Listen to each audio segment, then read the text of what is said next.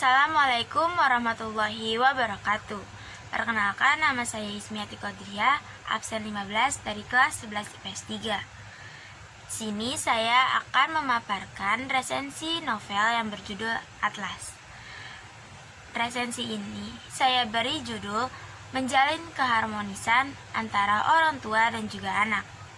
Sebelumnya saya akan menjelaskan mengenai identitas dari novel ini. Novel ini berjudul Atlas, yang ditulis oleh Eko Ivano Winata atau yang sering disebut dengan kata koko oleh para pembacanya di Wattpad. Buku ini diterbitkan oleh Pastel Book dan merupakan cetakan pertama dan diterbitkan pada September 2018. Novel ini berjumlah 440 halaman dengan harga yang diperkirakan 85.000 satu bukunya. Novel yang bergenre romantis ini berisi tentang seorang anak remaja laki-laki yang dapat dibilang nakal, sering bolos pelajaran, les, langganan hukuman guru, susah diatur, dan juga sering membuat onar, membantah orang tua, dan memiliki prestasi yang rendah di bidang akademik. Nah, dia ini bernama Atlas, salah satu anak dari Nakula dan juga Aluna. Atlas ini berbeda dengan dua kembarannya, yaitu Atalan dan Attila. Karena Atalan dan Attila ini tuh mewarisi kecerdasan dari si Nakula. Sedangkan Atlas selalu mendapat nilai rendah dalam setiap mata pelajarannya dia nih, karena dia itu malas belajar dan lebih sering bermain game, juga pergi untuk ngeband dengan teman-temannya yang lain. Sehingga juga kadang ia berpikir, apa benar nih dia ini anaknya Nakula sama Luna, karena dari segi sifat aja dia merasa kalau dirinya itu berbeda dengan kembarannya. Nah, ia juga ini merasa sedikit dibedakan karena dia bersekolah di sekolah negeri, sedangkan dua kembarannya ini bersekolah itu di sekolah milik yayasan keluarganya. Jadi Atlas juga sering dimarahin dan sering disuruh belajar sama papanya. Makanya dia sering ngerasa kalau bener gak sih kalau dia tuh anaknya Nakula dan Aluna. Nah, intinya ini hubungan si Nakula dan si Atlas ini gak harmonis, sehingga pada puncaknya itu ketika Atlas pulang setelah bermain band, Nakula itu marah karena si Atlas rela pulang malam hanya untuk ngeband, dan menurut Nakula itu merupakan hal yang benar-benar gak bermanfaat.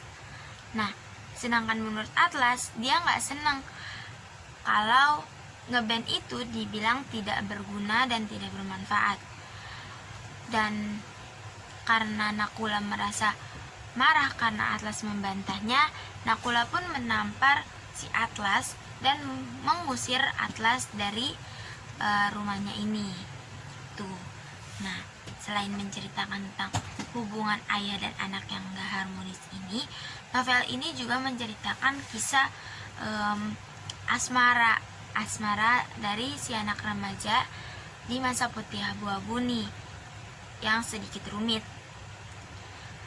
Karena Atlas juga merasa dikhianati oleh pacarnya, yaitu Laudia, karena telah menjalin hubungan di belakangnya dan menyembunyikan pertunangannya dengan si Taufan, yang mana Taufan merupakan sahabat Atlas dari kecil.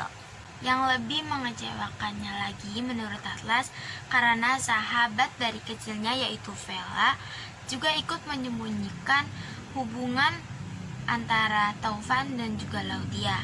Padahal Vela ini merupakan teman terdekatnya Atlas dan sering dijadikan tempat berkeluh kesah dan juga curhatnya. Vela juga menyembunyikan perasaannya terhadap Atlas karena dia nggak mau ngerusak hubungan persahabatannya dia sama si Atlas ini.